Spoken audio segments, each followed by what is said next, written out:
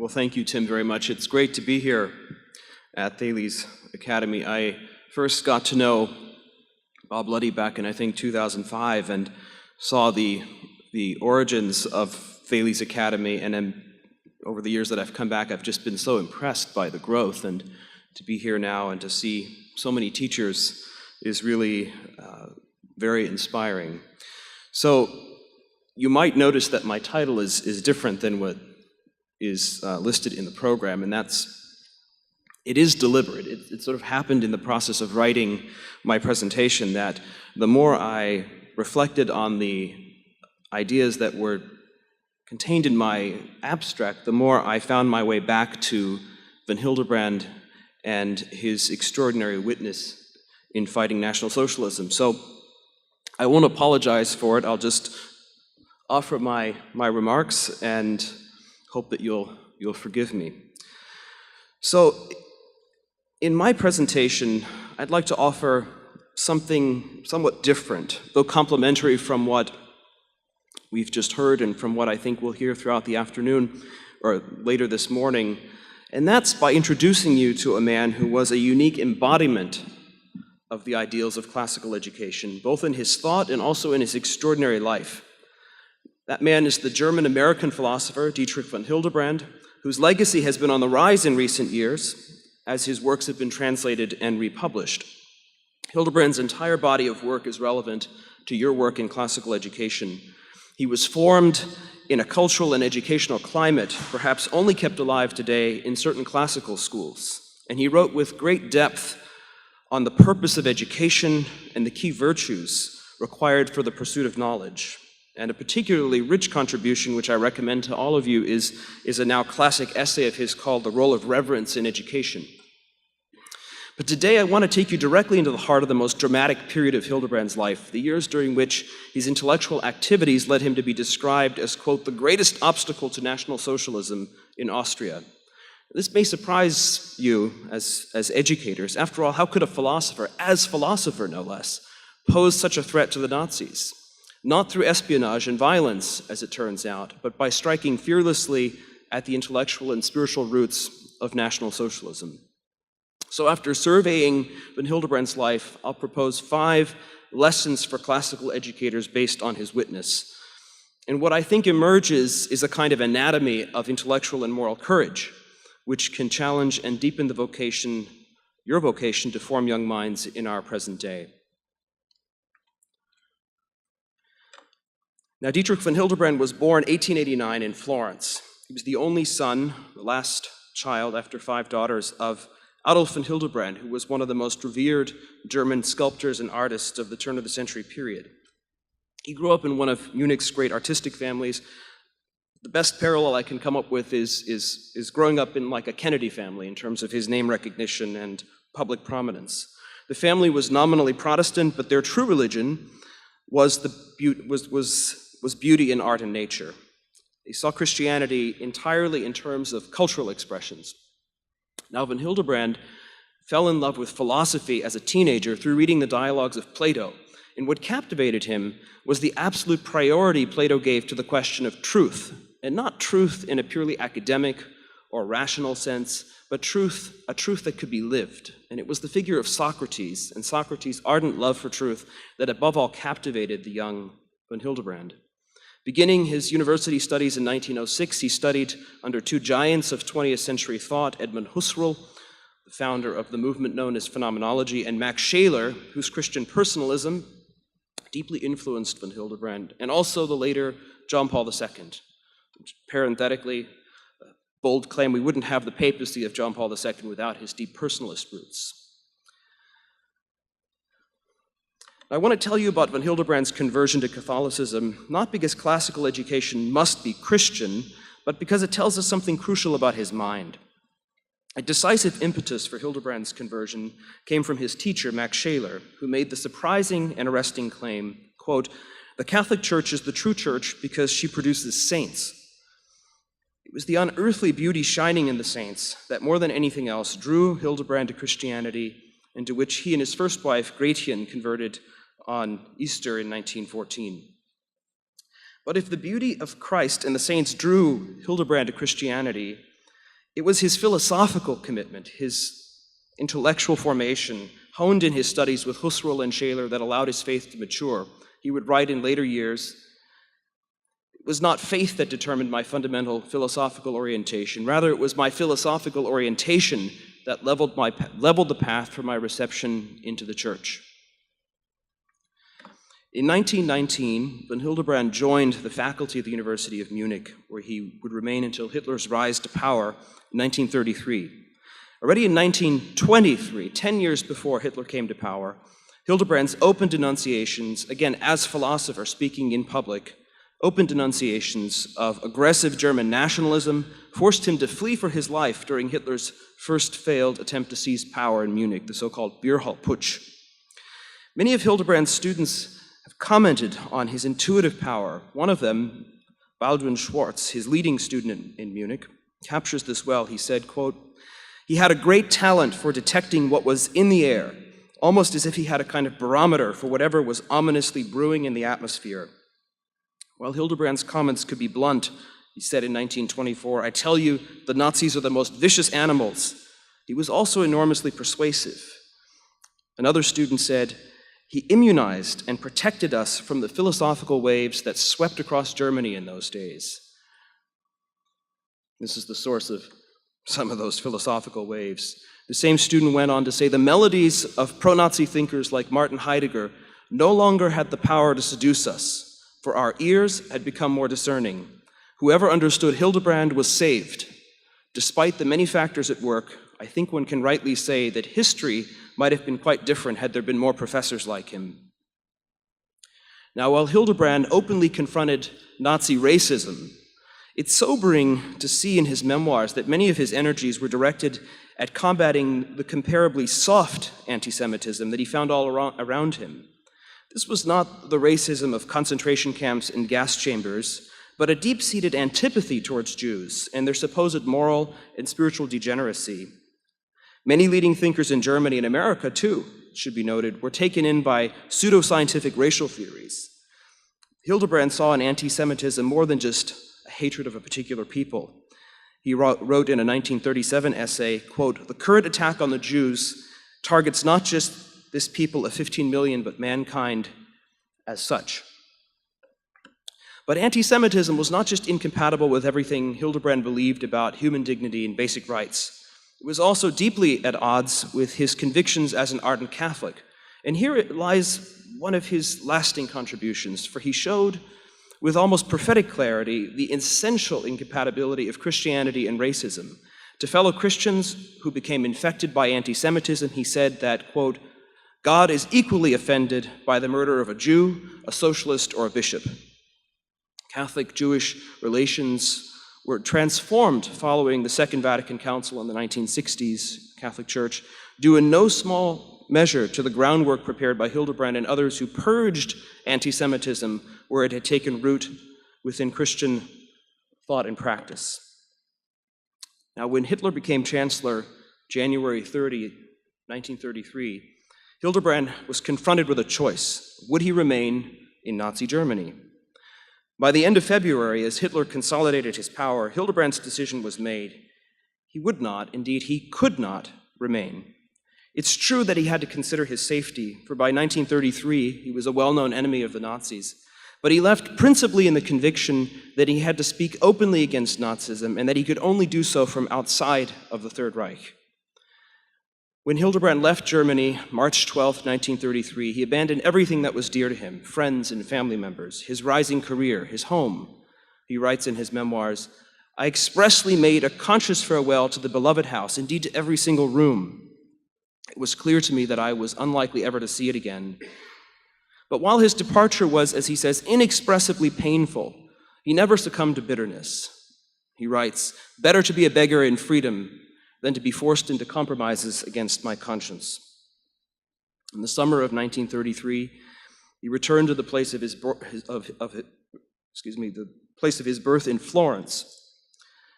And while there, he received a questionnaire from the University of Munich, where he was still technically employed, asking him to indicate his race. To the question, "Are you of Aryan descent?" he could have said yes.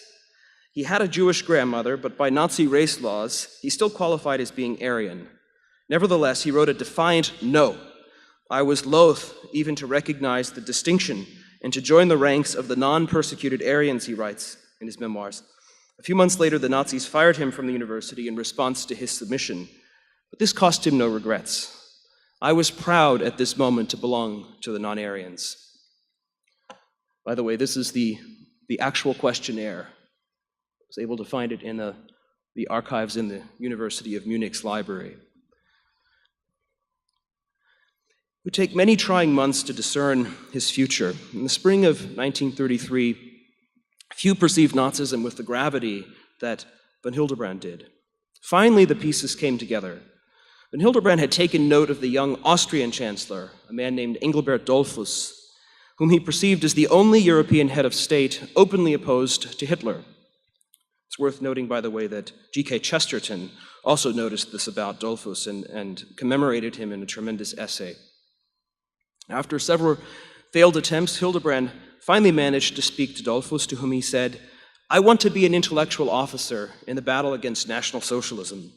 Dollfuss was impressed and agreed to finance a new anti-Nazi newspaper. Under Hildebrand's editorship, it became the premier journal for the intellectual and cultural battle against both Nazism and communism.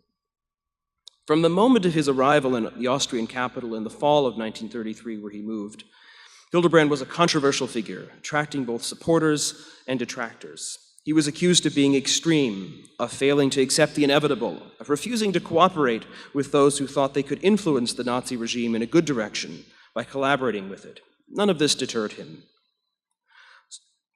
So what was the substance of Hildebrand's nearly 70 essays? They covered a broad range of topics and also addressed themselves to multiple audiences. As a philosopher, Hildebrand saw clearly that Nazism was not just another political movement, albeit characterized by extreme positions. He saw that it was an entire vision of reality that was fundamentally at odds with Western and Christian thought and culture. Thus, he wrote in the mission statement for his journal, this is what he set out to do, quote, "At a time of great ferment and confusion, we have to represent clearly the eternal, universally valid ideas of the state, the nation, people, right and wrong, authority, freedom, and the human person."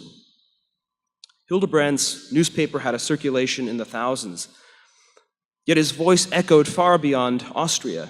Hitler wanted him silenced. The Nazi government repeatedly demanded his paper be suppressed, and Hildebrand on several occasions was warned that plans were being made for his assassination. His voice was even heard in America, as evidenced by a memo out of the FBI archives, apparently signed by J. Edgar Hoover himself, which describes Hildebrand as, quote, "a famous foe of Nazism and the, quote, editor of the most violently anti-Nazi newspaper in Austria." It's a whole story about how that turned up. We were looking for something entirely different and submitted a Freedom of Information request and found, among other things, instead, this Hoover memo.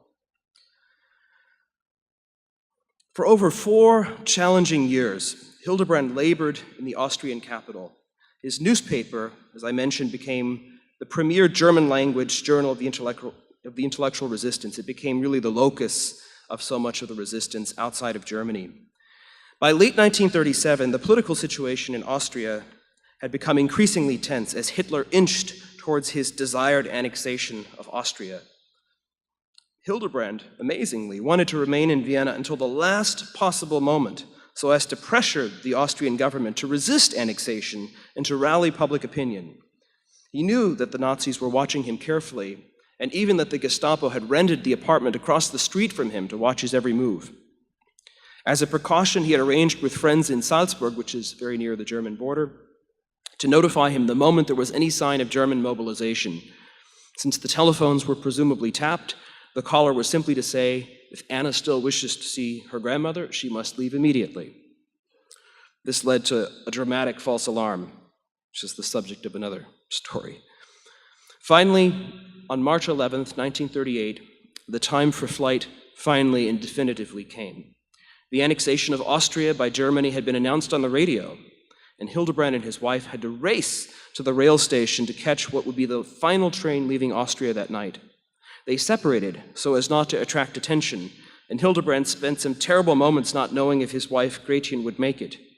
The anguish I went through while awaiting in the railway station cannot be described, he says. Time was pressing, and I had firmly decided not to leave without Gretchen, whose life was also certainly in danger. What a prayer of gratitude came to my lips when I saw her. The train was filled with Austrian Jews making an 11th hour escape. It was too late for them, and it would have been too late for the Hildebrands had they not had an inherited Swiss passport from Dietrich's grandfather. Alice von Hildebrand says that a Swiss passport is like baptism. You can't lose it. So it passed on from generation to generation, saved their lives. Hildebrand writes, "The train started moving again, and all of a sudden we saw the sign indicating that we had reached Czech territory. We were saved. What a hymn of gratitude, we prayed. Of course, the future was dark. We had lost everything, and all my fears about the spreading of Nazism had been confirmed. I knew with absolute certainty that Austria was to be the first victim, but that the invasion of this noble country was only the first step that was to lead inevitably and mercilessly to another terrible world war." Nearly 2 years later, Christmas Eve 1940, Hildebrand and his wife arrived in New York Harbor as refugees of this terrible war. They'd been in flight throughout that time, France and Switzerland, an extraordinary story of escape. He then returned to his first love and his lifelong vocation as a teacher. He served for the next 20 years until 1960 as a professor of philosophy at Fordham University. He attracted a whole second generation of students, among them my father, which is obviously an important reason for how I've come into this work. So I'd like now to turn to the lessons for classical educators that I see in both von Hildebrand's witness as described in his memoirs and also in his writing, both his essays and what we learned from the memoirs. I want to propose that they can deepen our understanding of the purpose of classical education and also tune it to the needs and challenges of our own time. So first, cultivating independence from passive influences. By the way, these are all images of von Hildebrand from different times of his life. You'll see a series of them now. This is towards the end of his life. Now, it's possible to read Hildebrand's memoirs in a comfortable and self-congratulatory manner. We could admire his courage in the face of danger, yet fail to recognize that his achievement began with actually seeing the evil of Nazism so clearly. We lack, perhaps, a certain imagination and moral realism that should make us doubt if we would have had this same independence of mind. Now, as many of you know, Nazism grew out of very powerful cultural and political currents of the day. German nationalism, militarism, even anti-Semitism weren't intellectual positions to be considered, but widespread and passionately felt. What's more, Hildebrand was not somehow aloof to his German heritage. He loved Germany passionately. He felt rooted in its music, its literature, and its culture. It would have been quite understandable if he'd felt hatred towards France after the end of World War I, and if he'd been attracted to the various nationalist political parties of the day. He would in many ways have been like so many of his contemporaries had he disliked Hitler without rejecting everything that Hitler stood for. Hildebrand had a keen sense for all the ways in which people's independence of mind could be undermined. In one place, he writes about a friend of his who said the following, really quite shocking thing. His friend said, "The only thing still necessary was for Hitler to find his way to the faith and convert. If that happened, the new situation in Germany would in fact be tremendously fortunate. Thus, we had to storm heaven for Hitler's conversion. We had to pray for him." Hildebrand comments, "This was a horrid blend of equivocation and attempt at self-deception. To begin with, there was far more to be decried in Hitler than his personal lack of faith, namely his entire gruesome doctrine, the totalitarian state he'd created, and the spirit of his collaborators." And then Hildebrand astutely explains his friend's behavior.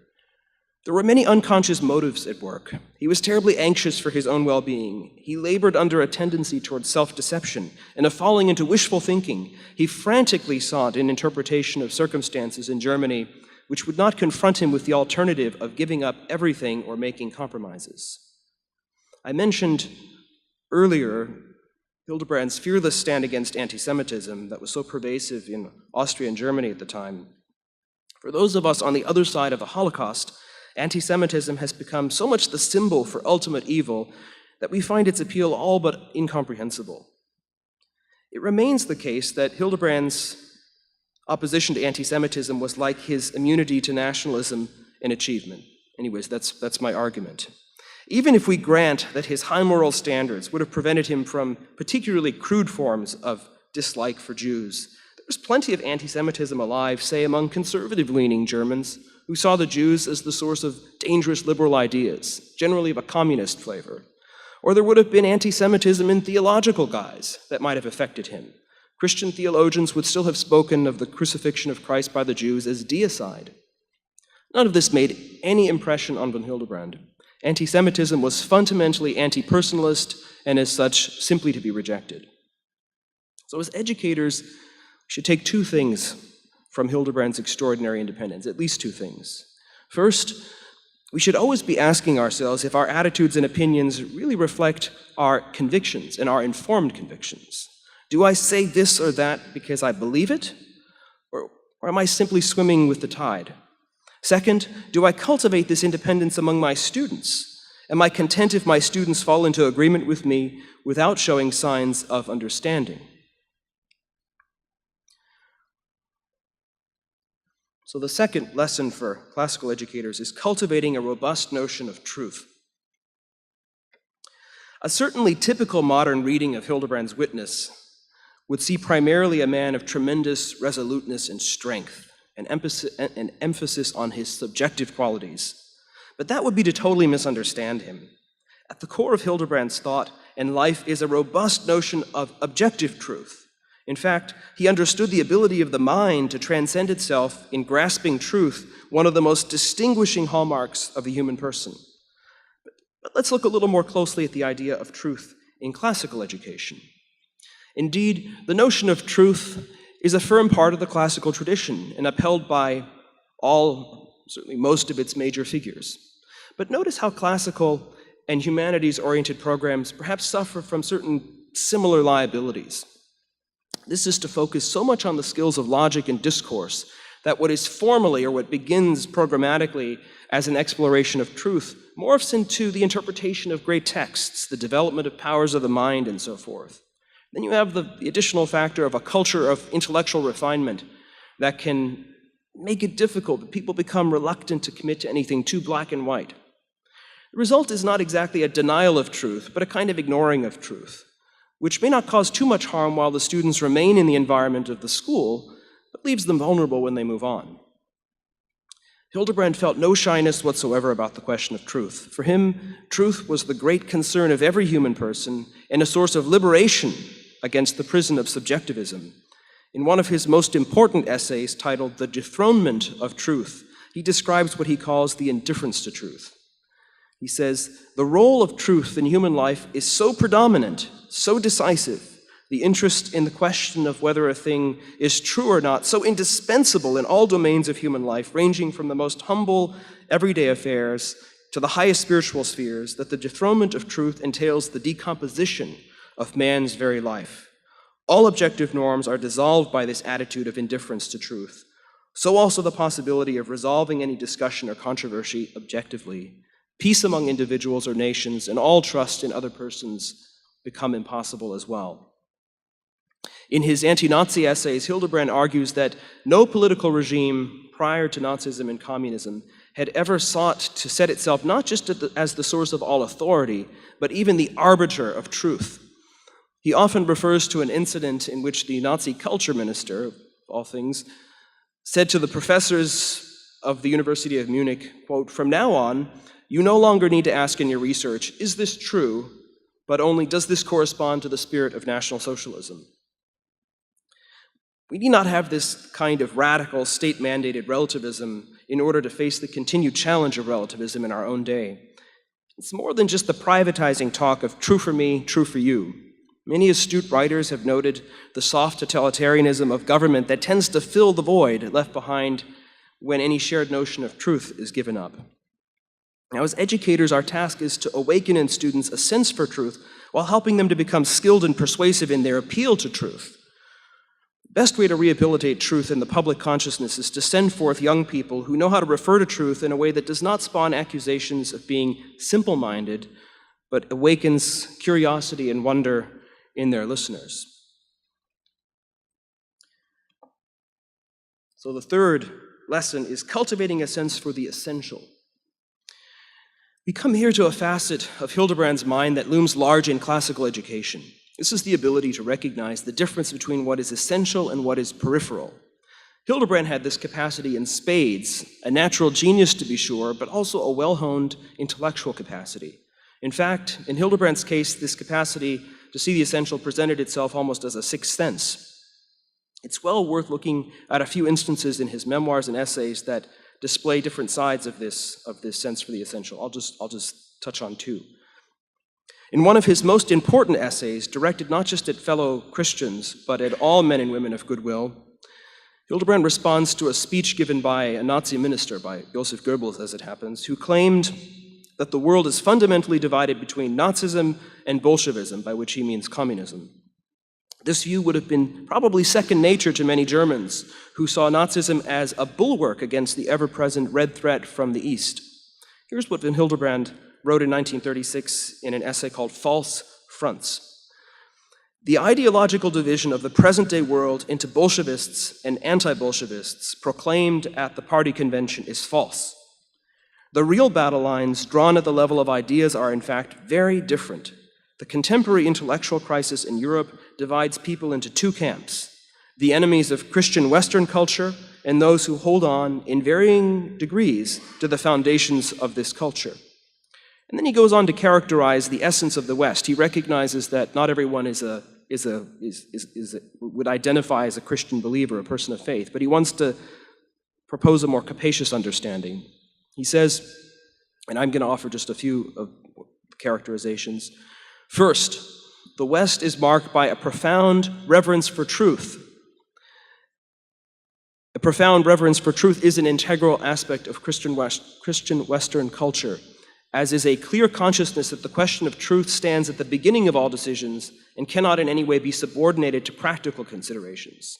Second, it's the conviction that there is an objective moral law, which is independent of all subjective interests, arbitrariness, and mere power. I should say that in offering each of these characteristics, he explains that there are obviously cases in which the West falls short of these ideals, but he wanted to say that the West was fundamentally defined by these core commitments. He then concludes, and again a quote, "The ideological distinction between Bolshevism and National Socialism is not so very great, despite the violent political animosity between them, which has totally different roots. While people may be drawn either left or right, the Christian," says Hildebrand, quote, "cannot choose between them because they are essentially united on those critical points that separate them decisively from Christianity. Looked at in terms of true essentials, the apparent differences between Nazism and communism turn out to be pseudo-differences." Excuse me. This same sense for the essential, excuse me for one second.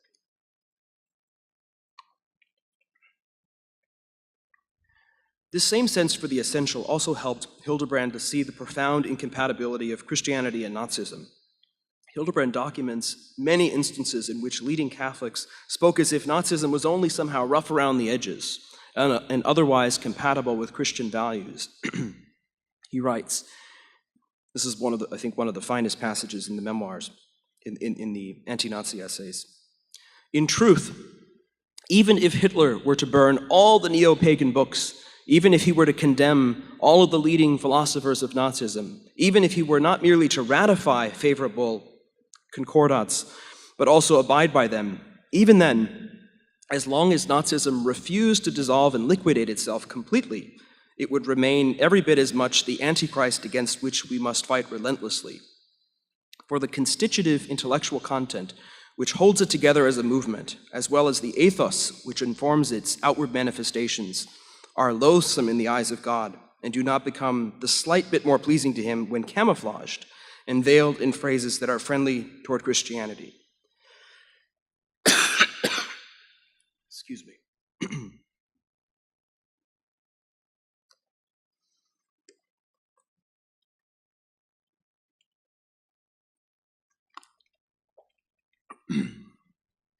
As a philosopher, Hildebrand was convinced that the case against Nazism could be grasped without an appeal to religious reasons. But as a wise moral philosopher, he knew that the human mind is easily clouded, both by allure and pressure, and requires the support of what he called fundamental moral attitudes to see clearly. Among these attitudes, he gave special attention to humility and reverence. Now, even those of us who see humility and reverence as virtues may struggle to see how they could play a role in moral knowledge.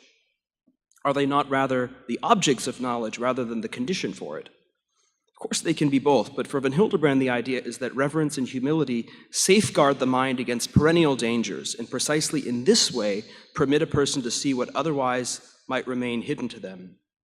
For example, Hildebrand thought that nationalism, which he distinguished from patriotism, was a form of aggressive pride that equated love of one's own nation with a sense of superiority over other nations. The person inflamed with nationalism, in Hildebrand's sense, was trapped in a kind of pride that prevented him from seeing the greatness of other nations.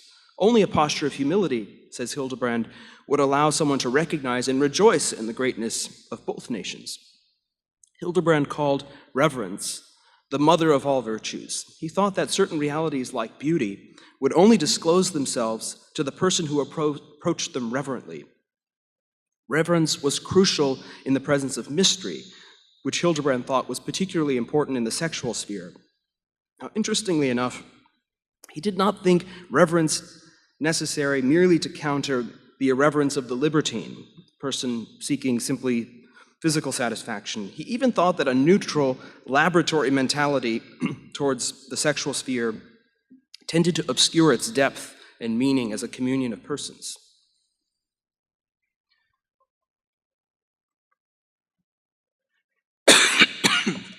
Excuse me.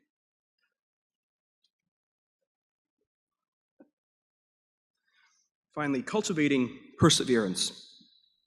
Many of Hildebrand's essays were concerned not directly with the critique of Nazism, but with trying to strengthen the resolve of people, often those who personally regretted Nazism, but sought to avoid any open confrontation with it.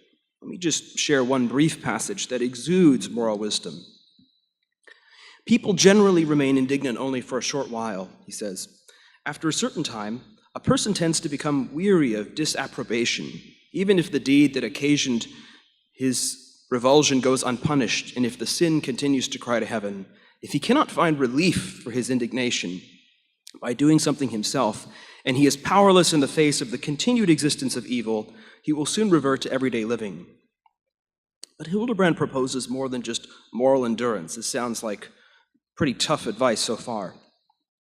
He continues, on the other hand, such a person's ability to make ethical distinctions would not be weakened in any way if he could arrive at inner peace by enduring as something permitted by God an evil that he cannot effectively combat, not in any way resigning himself to the evil, nor wavering in his inner rejection of it, but enduring it with the awareness that he does not have the power to remove every evil from the world.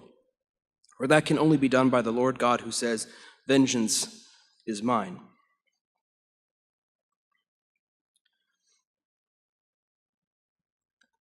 I didn't move along, so there we go. One of the strands being explored by this conference is the relevance of classical education in the 21st century. After all, is not the modern high-tech world totally unlike the era that gave us the great thinkers and educators of the classical era? And here I agree with John and add the conclusions I would draw from Hildebrand's witness. I think that as long as we're dealing with human beings who are not just consumers or statistics, the need for formation of mind and character will remain.